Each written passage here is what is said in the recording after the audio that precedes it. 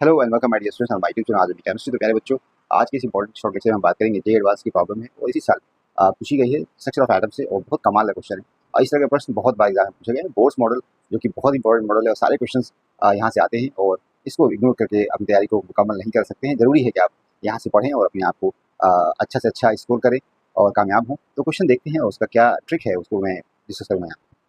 अब बेटा यहाँ जो क्वेश्चन दिया है ना, यहाँ पे पूछा गया according to Bohr's model of hydrogen atom which are the following statements incorrect. यहाँ पे पूछा इनकरेक्ट, नॉट करेक्ट। तो रेडियस की बात करें, radius of third orbit is 9 time larger than the first orbit. देखिए, अगर बोर्ड्स रेडियस की बात करें ना, तो क्या रिलेशन होता है यहाँ पे, जो रेडियस का रिलेशन होता है यहाँ लिख सकते हैं आर एन बराबर आर एन एन स्क्वायर लिख सकते हैं, या आप लिख सकते हो यहाँ पे आर जो है एन स्क्वायर के बराबर होता है। रेडियस जो है एन के, प्रिंसिपल जो क्वांटम नंबर एन है। अब यहाँ पे अगर बात किया जाए कि radius of third orbit is 9 time larger than the first orbit, तो यहाँ पे फर्स्ट का स्क्वायर करेंगे तो यहाँ 3 और यहाँ पे आपका हो जाएगा 1। इसके बाद यहाँ पे 3 का स्क्वायर का मतलब है यहाँ के आपको 9 हो जाएगा और यहाँ पे 1 का स्क्वायर मतलब 1 ही होगा। तो ये आपको अच्छा, यहाँ पे देखा कि जो रेडियस ऑफ थर्ड ऑर्बिट है इज 9 टाइम। थर्ड ऑर्बिट का मतलब आपसे अगर निकालना है तो यहाँ पे 9 R1 करना पड़ेगा। तो ये बात सही है, ये बात ठीक है। दूसरी बात है, रेडियस ऑफ एथ orbit is 4 time larger than the, यहाँ पे अब रेडियस फोर्थ एथ ऑर्बिट के बारे में बात हो रही है। एथ ऑर्बिट और 4 टाइम लार्जर, तो 8 अगर 4 8 करें और यहाँ पे फोर्थ ऑर्बिट की बात करें तो R4 और यहाँ पे 8 का स्क्वायर और यहाँ 4 का स्क्वायर, तो 64 अपॉन हो जाएगा 16 और यहाँ पे 4 हो जाएगा।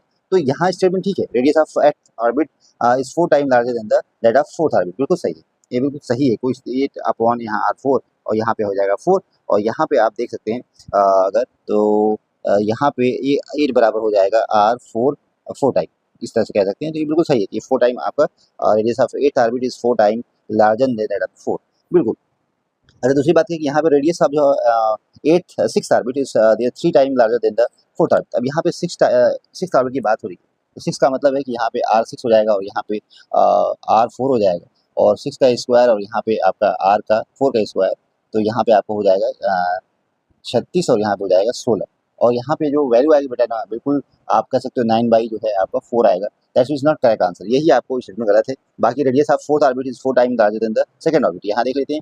तो फोर्थ ऑर्बिट की बात करें तो यहाँ पे 16 और यहाँ पे सेकंड ऑर्बिट की बात करें तो यहाँ पे 4, तो ये बिल्कुल सही है। तो यहाँ पे आप कह सकते हो 4 अपॉन यहाँ पे R2 और 4 R2 बराबर 4 और यहाँ पे आप बना सकते हो कि जो R4 है जो कि R2 4 इस तरह से, और इस कंडीशन में आप कह सकते हैं radius of fourth orbit is 4 time larger than that of the second orbit, बिल्कुल 4 time larger then second orbit.